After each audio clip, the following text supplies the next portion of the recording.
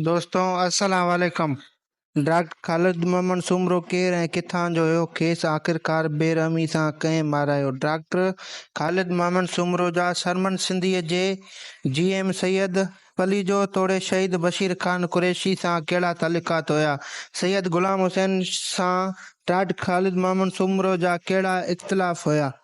तफ़सीली ॻाल्हि ॿोल करण खां पहिरियां जेकॾहिं अव्हां असांजे यूट्यूब चैनल ते नवां आहियो त असांजे चैनल खे सब्सक्राइब ज़रूरु कजो। हलूं था पंहिंजे मेन टॉपिक जी तरफ़। दोस्तों, डॉक्टर अलामा ख़ालिद मोहम्मद सुमरो 7 मई 1959 में महमूद सुमरे जे घर में जनम वरितो। शुरूआती तालीम तोड़े MBBS जी डिग्री ताईं पाण लाड़काने में मुकमल तालीमात हासिल कयाऊं।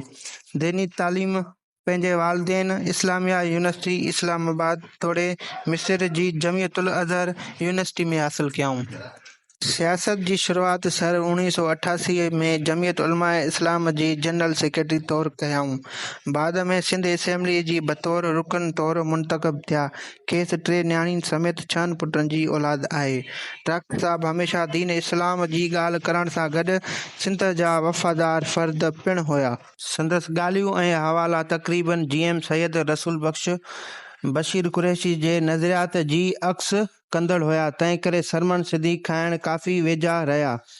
सैयद हुसैन शाह बुखारी ऐं डॉक्टर साहब अलॻि फ़िरक़े जे बुनियाद ते हिक ॿिए मुख़ालिफ़ ज़रूर हुया। इंतिशार फिराईंदड़ टोला हमेशा साज़िश कंदा, कॾहिं सैयद ग़ुलाम हुसैन शाह मथां हमिलो कराईंदा हुआ त कॾहिं डॉक्टर मथां हमिलो कराईंदा हुआ। लेकिन आख़िरकार 19 नवंबर 2014 सुबुह डॉक्टर ख़ालिद मोहम्मद सुमरो जॾहिं फजर जी निमाज़ अदा करे रहियो हो त मथसि कातिलाणो हमिलो थियो, जंहिं सबबि डॉक्टर साहब मारिजी वियो। बक़ौल कुझु क़ौमी दोस्तनि जी खेसि सिंध परस्ती जी सज़ा मिली ऐं कुझु इएं बि चवनि था त खेसि एजेंसियुनि मारायो आहे।